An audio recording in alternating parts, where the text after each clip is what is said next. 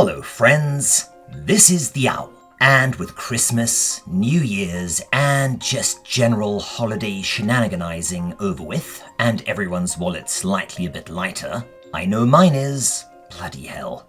Today, as promised, we're back in the world of Fuan no Tane Asterisk, and holy crap is this one something else. If you're looking for Volume 2, by the way, the incredibly talented Trippy Chris, who, man, is just on fire at the moment, covered it on his channel as part of a collab. Go and check it out there, because Volume 2 is rad. Otherwise, let's dive on in. Oh wait, before we do, one quick thing. Well, two quick things. Yes, as mentioned previously, I translated this stuff myself with the help of Mrs. Owl and a few online sources, so there will undoubtedly be a few moments where I struggled to understand a kanji here or there, and thus probably got a few details wrong. Case in point, the final story from Volume 1, as some of you folks very kindly pointed out. So, I mistranslated Suki, or ski, as like or love, which is the meaning I am familiar with, but it can also refer to a narrow gap. The story is thus a nod to a slightly obscure urban legend from Japan, Tsukima Onna, dating back to the early 1800s. It's a very simple bit involving a creepy-looking woman who hides in narrow gaps where no human could fit and stares at people. In some variations of the story, if you were to see her and meet her gaze, she would follow you forever, moving from gap to gap until you went insane. Yes, it's very Nakayama. But as always, if I do get something wrong, let me know in the comments and I may pin it. Quick thing number 2. Okay, so jump scares. These do seem to have become a genuine damned if you do, damned if you don't problem for me now. Albeit a problem of my own making. Because while people vote fairly unanimously for them whenever I do a poll, I also get a dozen little comments like these, including some from previous viewers and subscribers who were put off, and some of them can be rather nasty. So yes, this is clearly something people feel strongly about, and thus it's a bit of a lose-lose. But we'll be going easy on them moving forward, and the full compiled version will have a significant number of them omitted, aside from where they're really appropriate or really funny. Anyways, Volume 3 isn't quite as strong as Volume 2. Would you like me to go back and cover that one, by the way? In more of a deep dive fashion. It's really bloody good. Let me know in the comments. That said, there are some great vignettes in amongst the weirdness, two of which may be some of my favorite Nakayama material of all time, and one that made me do an actual double take, especially if I got the reference right. Oh, and the latter half of the volume is kind of good, although again, not quite at the level of Volume 2 or some of the later volumes. So, our first story in Volume 3, Chapter 68, is titled Upside Down. It's more creepy than outright scary, which could honestly be the title of the volume. A man, who may actually be the same chap from the prologue, although Nakayama does sort of tend to draw all of his adult male characters the same, is walking in the subway at night when he hears footsteps following him. He looks, but there's nobody there, although he can still hear footsteps. He continues walking home, but he can still, on and off, hear them, despite there being nobody around to make footsteps. It's only when he gets home and walks up the metal stairs towards his flat that he twigs onto what's going on. The shadowy figure that was following him has been walking upside down on the ceiling, the stairs, and I assume the sky? And it's also facing backwards. That's actually sort of scary. Next, Story 2 is... so the title gave me a hard time. The best Mrs. Owl and I could do in a fashion that made sense for the story is something between waiting place and stagnation. Limbo might actually be apropos, or perhaps purgatory. If anyone with a bit more Japanese knows what this might be referring to, let me know in the comments. Anyways, we start with, oh holy crap, no Nakayama. Why would you do this to me? So, time to tread very carefully. We see a man with a horrible injury on his wrist, and the implication through the story is that he tried to do a thing that we aren't even allowed to allude to on YouTube anymore. Murderface, you got a good word for this one, mate. Hamburger time! That'll do nicely. He explains that he underwent a near-death experience and, okay, so this one is going to take a bit of explaining, but we'll save that for the end. Short version, rather than the River Sanzu and the flowering fields he expected, he found himself in a dark, dank, muddy and claustrophobic place, a maze consisting of cramped, dripping walls of wet dirt. And trapped within those walls were ranks upon ranks of desperate, tortured faces, just going on forever. He remarks that this experience scared the hell out of him. He no longer wants to commit Hamburger time, as he's now terrified of joining the ranks of those faces trapped in the walls. Okay, so there is a lot going on here. The Japanese Buddhist conceptualization of the afterlife is fascinating and often contradictory, depending on the sect of Buddhism or the era you're talking about. See, one version has dead souls encounter the River Sanzu, which again is mentioned in the story. It's basically the River Styx. You pay to cross it, and then you enter the afterlife, which is pretty pleasant, albeit kind of boring. It's often represented as a peaceful field of flowers. You might remember this bit from Dragon Ball Z. Yeah, that's what that is. However, there is another conceptualization, an older and much darker one, that seems to have made its way from India to China to Japan. In this version, the afterlife is a place of universal punishment, with everyone being sinners and thus everyone getting tortured in order to atone, a process by which souls are refined through suffering before they are reincarnated into a higher form. This story is almost certainly referring to the Earth Prison or Diu version of hell, with, of course, a bit of a Nakayama spin on it. And it also kind of reminds me of Black Sperm from One Punch Man. Weirdly enough, hamburger time is not traditionally a sin in Buddhism or Shinto to my mind, but it is what it is. Anyway.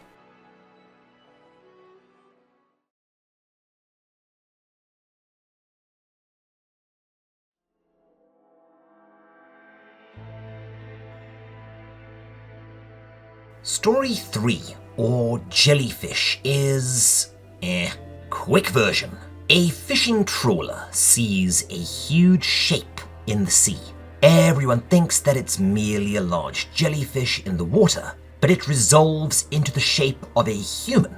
The fishermen wonder what the hell this could be. Plankton eating a body, maybe? Only then we see... yeah, no, that's actually freaky, and they all agree that it's just a jellyfish to avoid addressing it, because Nakayama. Next, story 4, or form, is, here we go.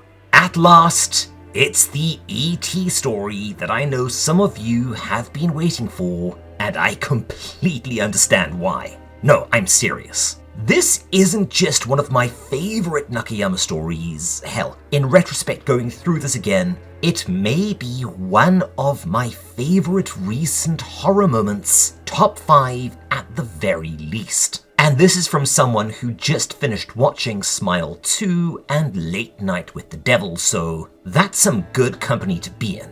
We open on a school in rural Japan, where several of the lads are laughing at one boy, just relentlessly giving him the business. The reason? Well, he explains that he watched the movie E.T.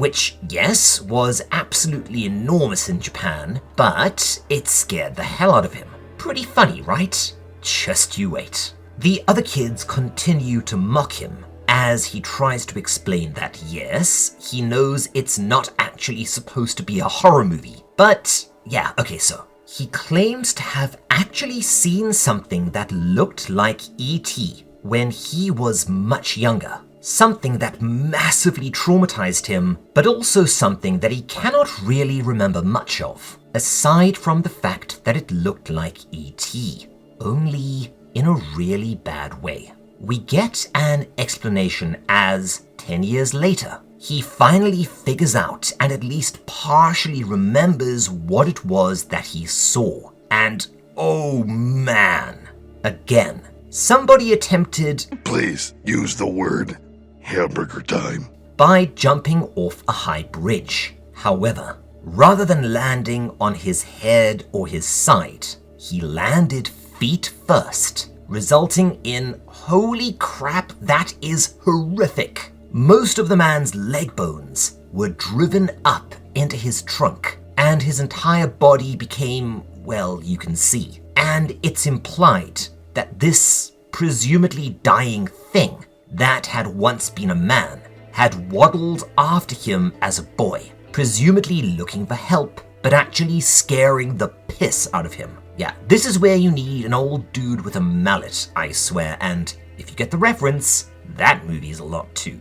But seriously, that thing, that is the most cursed image in a Nakayama comic, which are all about cursed bloody images. It may actually be one of the most cursed things in a manga, period. It's more cursed than this, and this, or even this. Hell, it's even more cursed than... No, that's actually still pretty cursed. Seriously, what the hell is up with that? Is DC engaging in some trollvertising, or is this someone's actual fetish comic? Anyways, wow, that was the good shit. I may bust that one out next time we're telling campfire stories next. Story 5 is...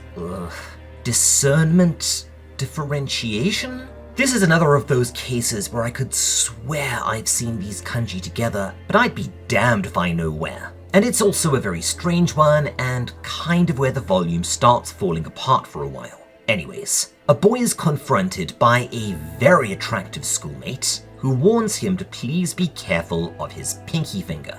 Sure enough, the next day we see that he slammed it in a door. When asked, the girl explains that she has precognitive abilities, in that she can discern spots where an injury will occur by the color, and I think the degree of the injury by the saturation of that color. For instance, she knew that her grandparents were going to die because they were both pitch black. And this is where I lose the thread.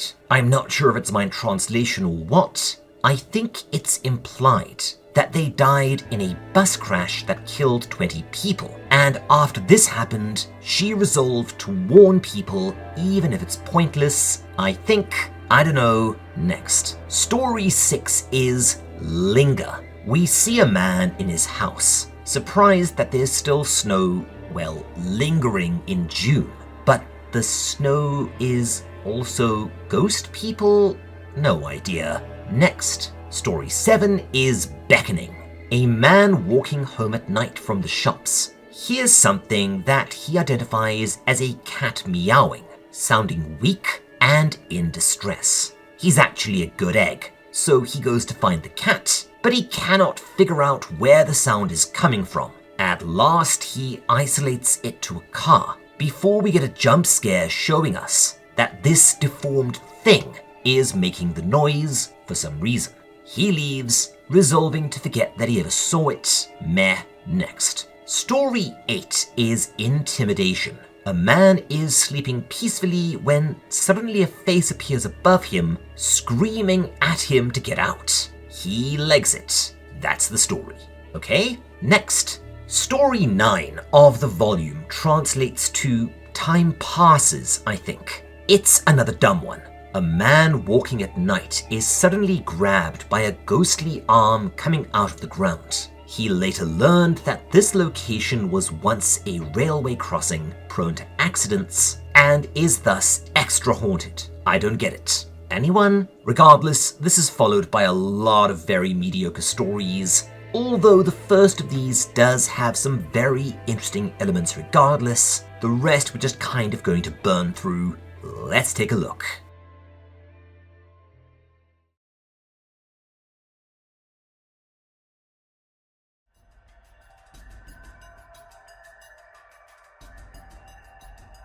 Story 10, Meditashi Meditashi, translates into about the best equivalent in English is, and they all lived happily ever after. Sort of a conclusion to a fairy tale, and seriously, Japanese fairy tales are bonkers and often really dark. Generally a person does a bad or unwise thing, or merely something that they were warned not to do, and they then get a horrible, often disproportionate punishment, and a lot of it is tied up in Japanese social allegory of the period in which it was written. Do what the nobles or the gods tell you, even if it seems dumb or mean, because the consequences otherwise will be absolutely awful. These aren't really those ones, although they're pretty dark still, and they still end with, and they all lived happily ever after, even when the ending is in fact pretty twisted or bittersweet at best. Which is kind of what this story's all about, I think. Let me explain. We start out seeing bits of, or a truncated version of, some of the darker and stranger Japanese fairy tales that I assume Nakayama grew up with. First up is Hamasaka Jisan, or The Old Man Who Made a Cherry Tree Bloom. It's a very odd one. In short, an old couple had a dog that they treated very well. The dog proceeded to, one day, dig up a box of gold coins. Their neighbor, jealous, depending on the version of the story, either borrowed or stole the animal, but it failed to dig up anything good in his garden, so he beat it to death. Jeez. The old couple then buried the dog under a tree, and when they cut the tree down later and carved it into a mortar for making mochi, turned the rice planted in it into pure gold. The neighbor stole the mortar and tried this himself, but it produced nothing useful, so he burned it out of spite. The old couple poured the ashes of the mortar over a barren cherry tree, which then bloomed, to the astonishment and joy of the passing daimyo, or feudal lord, and he bestowed many gifts on them. The neighbor tried this, but the drifting ash annoyed the daimyo, who punished him. In some variations, including this telling, he was killed. In others, he was imprisoned or exiled. And they all lived happily ever after. Yeah, weird. The next one is a nod to Princess Kaguya. Yes, if that sounds familiar, you're probably thinking of the bug-nuts insane final bit of Naruto, and arguably the first and most famous Japanese fairy tale in existence. This one dating all the way back to the 800s. It's another weird one, suggesting that whoever wrote it was probably sampling the local mushrooms, if you get my meaning. In short, a bamboo cutter finds a tiny baby inside a bamboo stalk, and after adopting her, he and his family are blessed with good fortune and wealth. The story then, bizarrely enough, turns into something probably most analogous to the labors of Hercules. Isn't it weird how much Greek myth snuck into Japanese traditional beliefs and stories? I've always wondered why that is. Kaguya grew into an astonishing beauty and was wooed by a number of powerful men, all of whom were nobles. But as she had no desire to marry any of these suitors, she set them 5 insane and impossible tasks, which they naturally tried to bluff through, causing her to reject them. Her final suitor, the Emperor himself no less, who had become absolutely smitten, is actually not rebuffed, but she's also not interested in marrying him. However, they do remain good terms, with him continuing to court her. She finally realizes that she's actually divine and must return to the sky, so she sends the Emperor a letter of apology for leaving, and also a potion that'll make him immortal. He resolves that he doesn't want to live forever without her, so he burns the potion and the letter on top of the mountain closest to heaven. Allegedly, this is what became known as Mount Fuji today, which some believe is named for this story, a mangling of Fushi, or undying, as in one of the Japanese names for phoenix, Fushicho. She never even thanked her foster parents for adopting and raising her, and they all lived happily ever after. See the dissonance? The final one is a nod to Sarukani Gassen, or the battle between monkey and crab, a really trippy but damn dark revenge story that is still told today, albeit in a very censored, almost Disney-fied form to kids in Japan. In this one, a monkey tricks a crab into giving him access to her fruit tree, but he not only steals the crab's fruit, he murders her, who, in her death throes, gives birth. Bloody hell. And also, this kind of reminds me of a movie I watched a very, very long time ago. I think it was some sea creature that had a similar death, and I forget if it was the mother or the baby that went on a revenge spree afterwards. But regardless, the crab's child teams up with, again, I think whoever came up with this might have been on some spectacularly good shit. A mortar, a piece of dung, a bee, and a chestnut, all of which are alive and intelligent. They proceed to create a Heath Robinson series of disasters for the monkey that results in him being burned, painfully injured, stung, and finally crushed to death by the mortar, and they all lived happily ever after. Huh?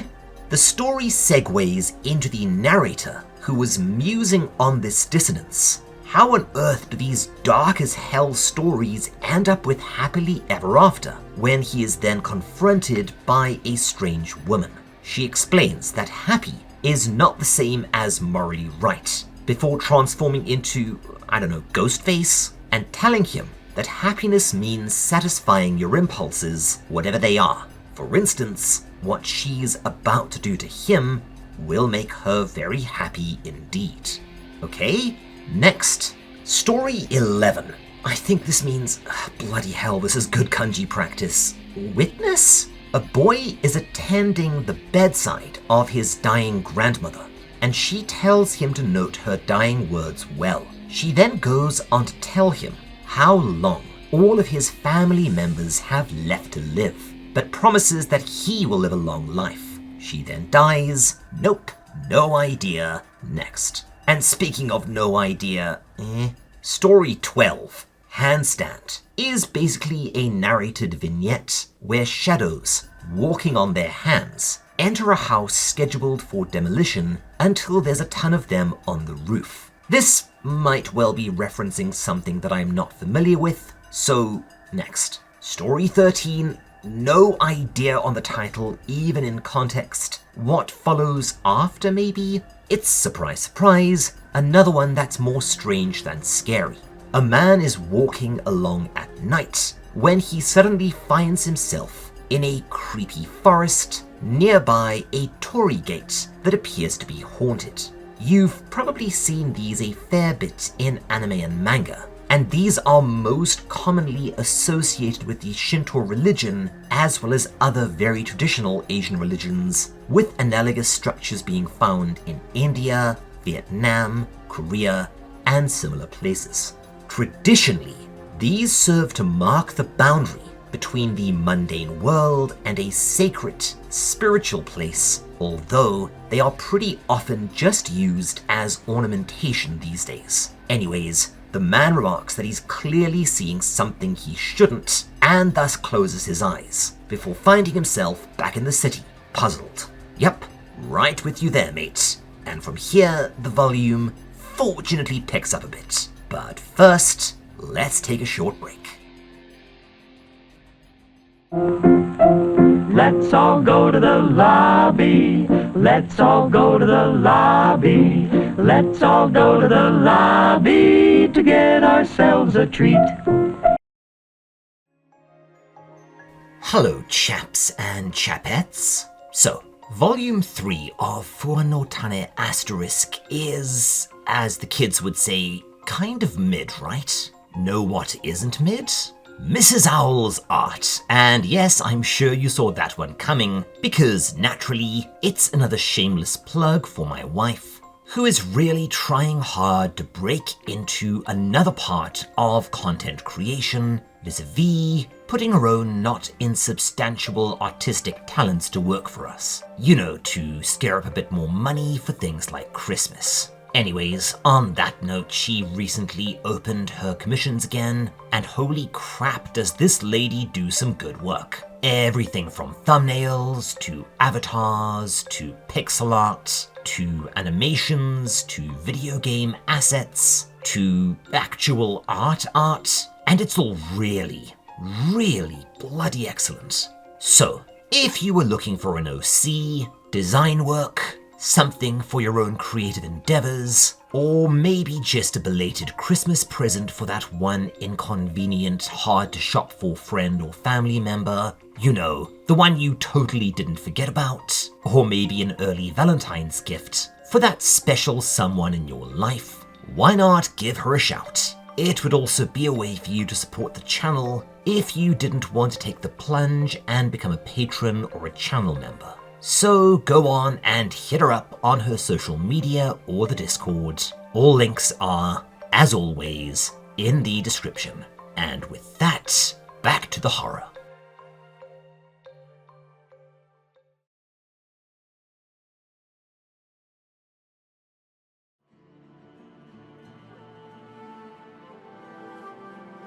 Story 14. The ability to see? ? Shows us a pair of women walking at night. They're standing at the entrance to a narrow back road, with one reluctant to go down, and her friend commenting that she's always like this, what with her weird superstitions about haunted places. Annoyed, her friend continues to ask what the hell is going on. But the first girl asks if her friend really cannot see the ghosts. She says that she doesn't believe in such things, but she supposes that if she saw one, then she would have to believe. The original girl basically shrugs, says okay fine, puts her hand over her eyes in a certain way, opens her fingers and find another street. Story 15 is called, I think the best equivalent is Peeping Tom. We get a bit of narration by an unseen duo talking about a creepy ? Guy that they see standing on a balcony, peering into a window.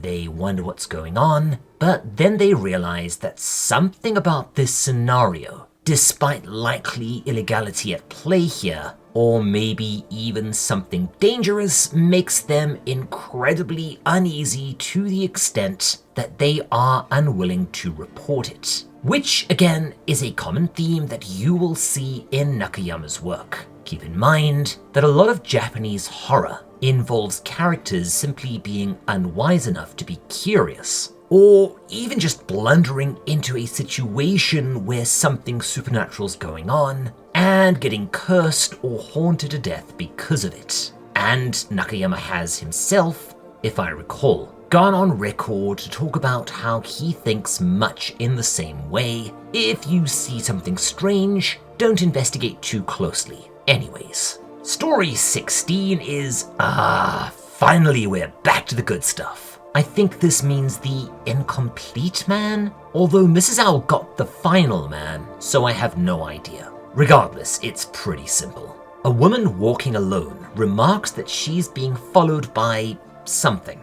No matter where she goes or what steps she takes, there it is. Only, when we get a look at the creature, it appears to be a fairly innocuous looking man. But she goes on to remark that she's not sure who to tell, as the police wouldn't believe her, and sure enough, we see why. On closer inspection, the figure is cut in half, vertically.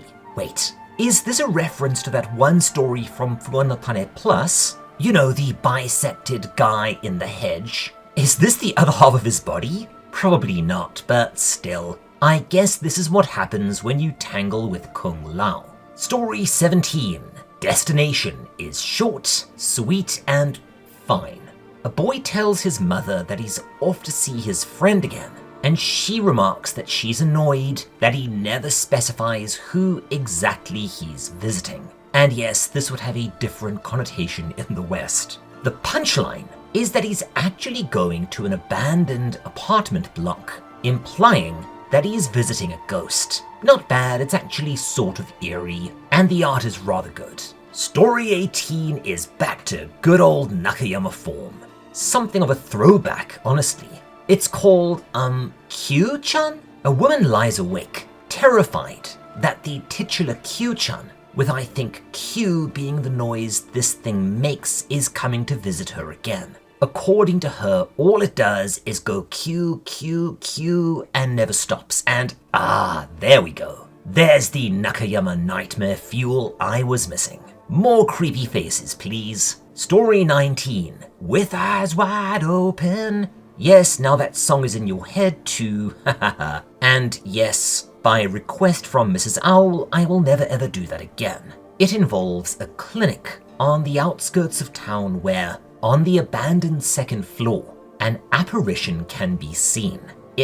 Holy crap, that's actually freaky as balls. Not just because it reminds me of probably the second best scare in Smile 2. Holy crap, I love that movie. And we learn that if you ever meet its gaze, you will experience something horrible. Story 20 is a portmanteau of friend and doll, I think, and it's just weird. A dude is meeting his friend for a few drinks, but on entering, he finds the house dark. He moves further into the gloom and hears someone saying something to the effect of, "Oh yeah, it's time to drink," and sees a shadowy figure that resolves into, yeah, no, that's freaky, yelling, time to drink," over and over again. After he turns the lights on, we see that this thing is actually a man-sized patchwork doll that appears to be stuffed with bloody hair. Crikey Moses. Story 21, Behind Eyelids, shows us a man snoozing on his futon, musing that sometimes he'll doze off with the lights on, and while in a twilight state, we'll see weird shapes through his eyelids. When he opens his eyes, of course there's nothing there, but if he were to keep them closed, well. Story 22 is another return to form for the manga, as well as yet again feeling like a bit of a throwback to the original Fuan no Tane series. It's called, let's say, Tagging Along With. It Follows, which is nearly how I translated this one, only that would be a little on the nose. And also, I swear, this is becoming the Nakayama formula. See if this sounds familiar. A woman is walking home from work one night, musing on how she has to take the long way home, which she does because of something that tags along with her. Only it does so in a very cool and legitimately freaky way. See, the thing in question, a huge deformed face, seems to exist purely in reflections, and no matter how fast she moves, she cannot seem to outpace it. Her response is actually not terrible. As soon as she can, she leaves the main streets and begins cutting through the back roads where there are no windows, which in turn makes the thing furious, causing it to take on an even more monstrous appearance and say something to the effect of, "I'm going to catch you eventually." Yikes. Story 23 is another weird one that, the title translates as impression, but the way it's used here sounds funny to me, and this story actually gave me a lot of trouble in terms of understanding what it was banging on about. It seems to be another narrator musing on how people's mental image of things is different when you sort of go person to person. For instance, someone gives one person a good impression and another a bad impression, or one person draws the sky a certain way because that's how they perceive it. Or maybe someone will eat a bowl of ramen and find it too salty, while for someone else it'll be just right. Shoppai karai, for instance, is like saying salty spicy, which in context means too salty. Or I guess how we interpret smells, where one person will find a scent pleasant, while another will find it deeply disgusting. Where the story ends up though is weird. Okay, so a young child shows their sibling a picture of some creepy monster with a knife and says that it's their mom. The older sibling wonders if maybe this is how kids actually perceive the world, which would be legitimately scary, I think. Yes, as I said, it's a weird one and I kind of had trouble translating this one. Story 24 is actually a continuation of Story 21. The same man who sees creepy stuff once his eyes are closed is, once again, on his futon snoozing, and he outlines, once again, it's Nakayama's core thesis. If you catch sight of something inexplicable, it's better not to look too closely because the act of observation can very quickly become the act of being observed by something you wouldn't want to be observed by. And this is followed by, oh holy crap, is this part of the story? However, going through this again and looking at this cursed thing, I have to wonder if it's a direct reference to, okay, so this is going to take some explaining, and also, warning, it's going to be a bit of a reach. So let's go down a rabbit hole, it's tangent time.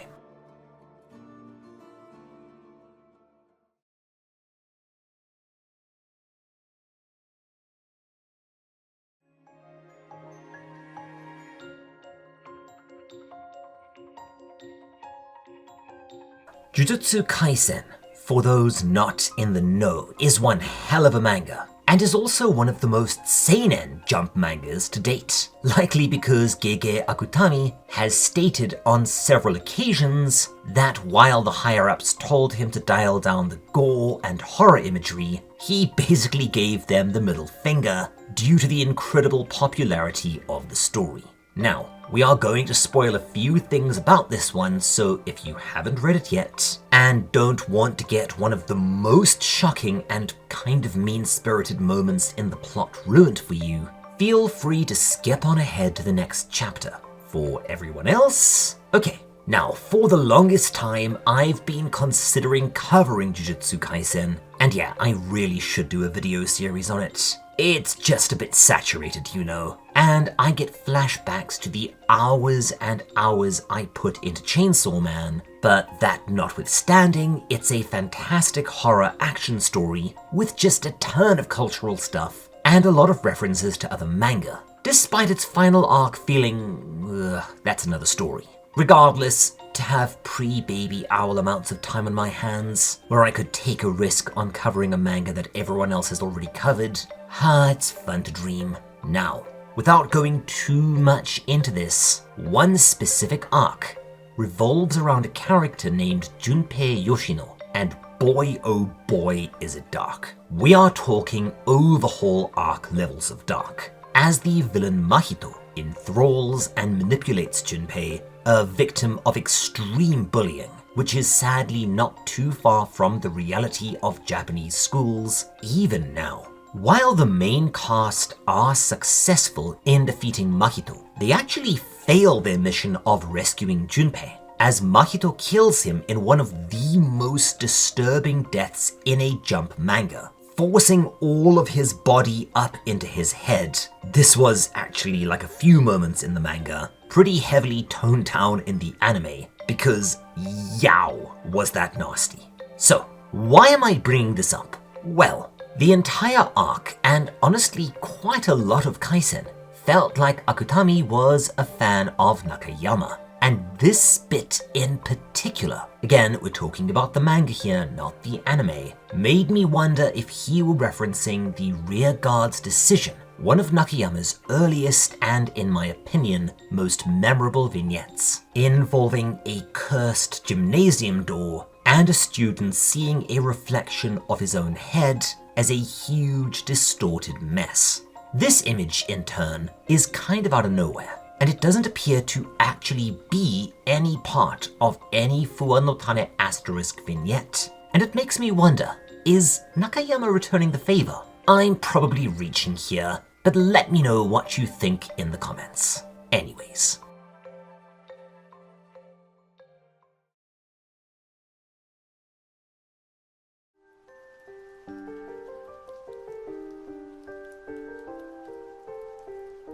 Story 25, Chapter 92 of the manga overall is titled Front. And it's kind of weird, surprise, surprise, but this one spooked me a bit. School kids are discussing an old man that stands in the middle of the crosswalk. They assumed he was a crossing guard, but he never says anything or does anything. He just stands there smiling at nothing in particular. An older student approaches and tells him that there's actually a story about the old guy. Apparently, some kids can see him and some can't. The younger students laugh at her and basically say that, nah, she's full of it. Unperturbed, she tells them to ask around about it and that she wasn't done because, even stranger, nobody can recall ever seeing him from any direction that isn't the front. Ah, so we're dealing with a case of creepy Watsonitis, maybe? Anyways, the story sort of peters out there. The kids attempt to see any other side of the man. They cannot, and they resolve that no, this is not a mystery they want to solve, and that they will be taking a different route to school in the future. Okay, story 26, or Threat, sees a couple walking over a pedway, and the man, who observes his girlfriend looking a bit scared, asks her if she saw something, and she avoids the question. He muses that this is a semi-regular occurrence with her. He recalls a time when they were on the subway together when she suddenly looked terrified, but didn't want to speak about it. When pressed, she reluctantly told him that she'd seen an awful woman-like thing coiled around another passenger and that it had looked at her and told her not to say anything. Meep. Story 27, or Are You Awake, is very simple. A woman lies in bed semi-asleep when she hears someone asking her if she's awake. She opens her eyes and it's morning, and of course nothing's there. Then, I think the implication is that she remembers this happening at night too. Only when her eyes opened, she saw this. Just a huge pair of ghostly eyes looking back at her.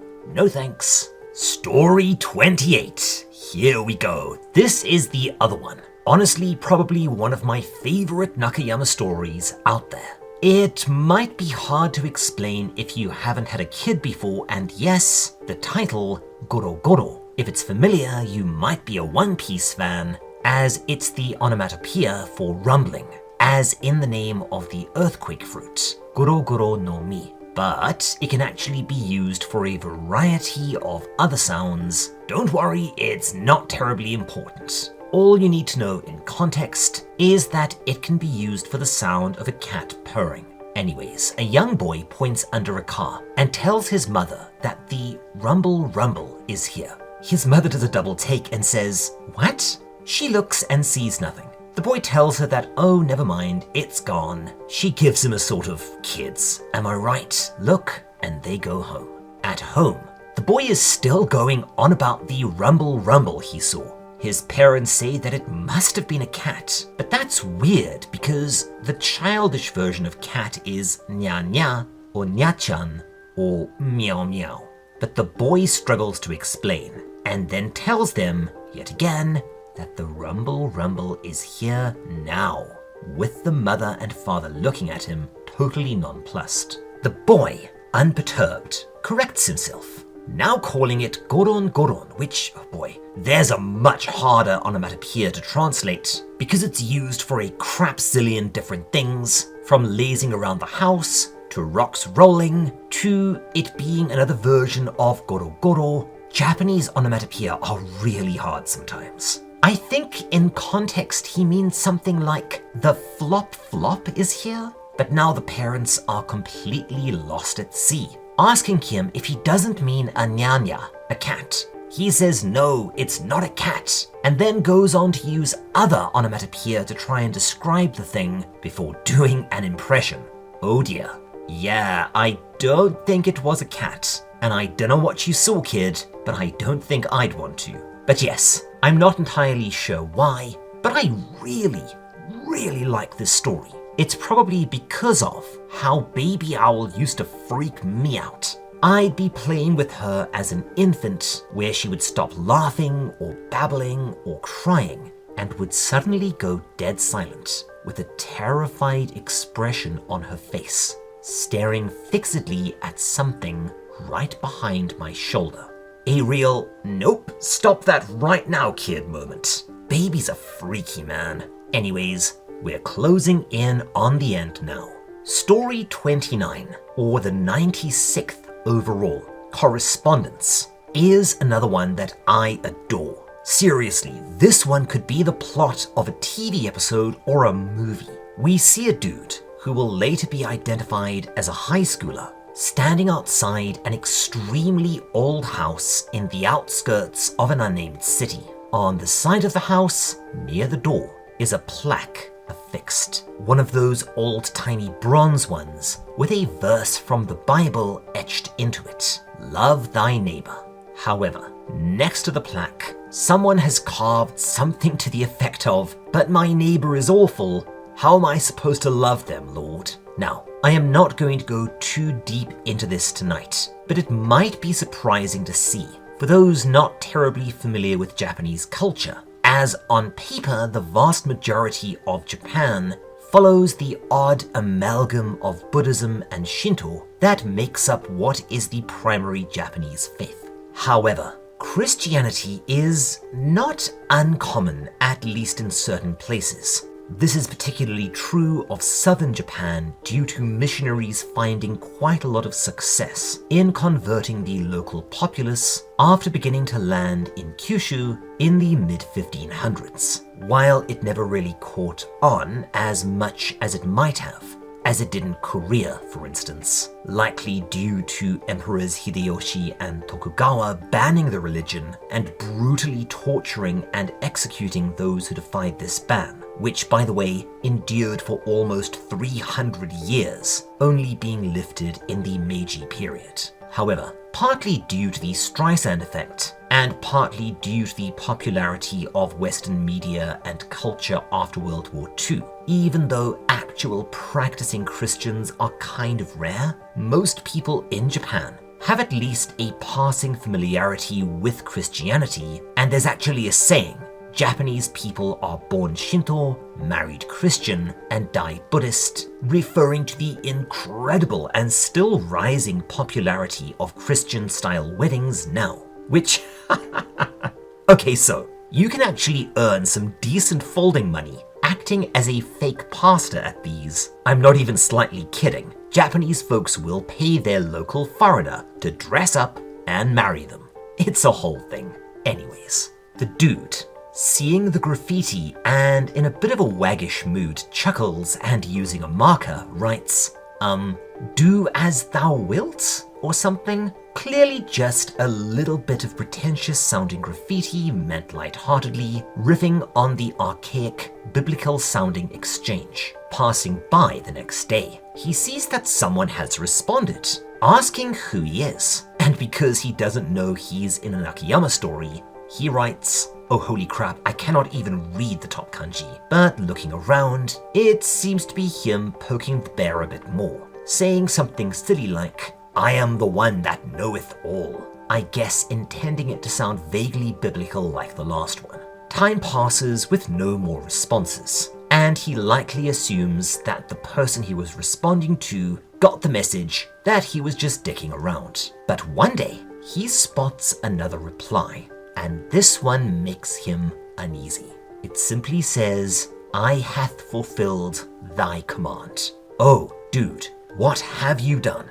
Later at school, he tells one of his friends about this, saying that he wishes he had never started the chain to begin with. His friend shrugs and says, so what? That response was probably someone else just continuing the gag. The original boy, however, explains that no, something bad did happen. Something really bad. Since then, somebody has visited him every night. It's the bloody, mutilated figure of a woman who tells him repeatedly that this is his fault. Whoa. So I am going to interpret here. I think he responded to a genuinely crazy person who had a beef with a neighbor. This lady, and with God's permission, went on to murder her, and her ghost now haunts the one she blames. That's actually a great little horror story. No notes. The final story of the volume, Repeat, is a pretty fun one. A man is walking to the convenience store in the very wee hours of the morning. I'm not sure if it's like this wherever you are, but Japanese convenience stores are amazing. You can get a bento or some fried chicken or even a coffee at all hours. And the quality is pretty damn excellent. Seriously, I lived off Lawson's bentos when I first arrived in Japan, and I miss them. Anyways, he starts hearing running footsteps and sees a guy jogging out of a side street. Weird, as it's bloody freezing, but he doesn't think too much of it. Only, no? He hears the steps again and sees the same guy running out of the same street. This loop seems to occur a few times. Naturally, he decides to investigate further and realizes that his ghostly jogger is, a rejected Cenobite design? A burn victim? I don't know. But that closes out Volume 3, which I think is probably the weakest volume all told, although I anticipate the ET one being one of your all-time favorites. It's just, what a perfect little campfire tale that one is. Anyways, before we finish for the day, I just want to say a massive and heartfelt owl thank you to our fantastic patrons, without whom this channel would absolutely not be able to continue existing. I am deadly serious. More often than you'd think, you folks really do make the difference between us being able to afford, food, shelter, and all that good stuff. So yeah, Cheddar, Crazy, Lance Goebel, Question Man 6, Hunting for R2D2, John Knepp, Kel Core, Callie Caris, Lee, Mootle, Opinion Custard, Philip Campbell, Piece of Yeast, Ranger Danger, Rose Montgomery, Sally Face, Wargle, Chilled Ice, Cheshire Quill, Endymion, Fluffy Burb, Hashtag Hermit, Hunter Hexchen, Jake, Catstown, Mew Haku, Nate Corbin, Oishi Pun, Rafferty, Sefit, Simone, Squid, Tac2M, William, Yorgborg, Kamarion Lindsay, Taylor Smith, Brendan, and the Spilled Milk, and I guess whoever I've forgotten because there's always one. And to that person, I'm sorry. I also want to say an extra special thanks to our Owlbard patrons, Jathis, Uto, and Polite Crow. That's so stupidly generous, I don't even know what to say. If you want to support this channel, gain access to a bunch of perks, including my book, input on future manga to cover, early videos, exclusive videos, and all sorts of fun Discord stuff, as well as a few things I'm probably forgetting about, become a channel member or head on over to our Patreon. If you want something a bit different, why not reach out to Mrs. Owl via the Discord or her social media for some sort of art commission. She is a very talented lady and does everything from pixel art to actual art, game assets, avatars, OCs, animations, and more. Her rates are really reasonable too. Otherwise, thanks for watching. Like, subscribe, and all of that stuff. Cheers. Take care, my friends, and I will see you all next time. Until then, this is the Owl, signing off.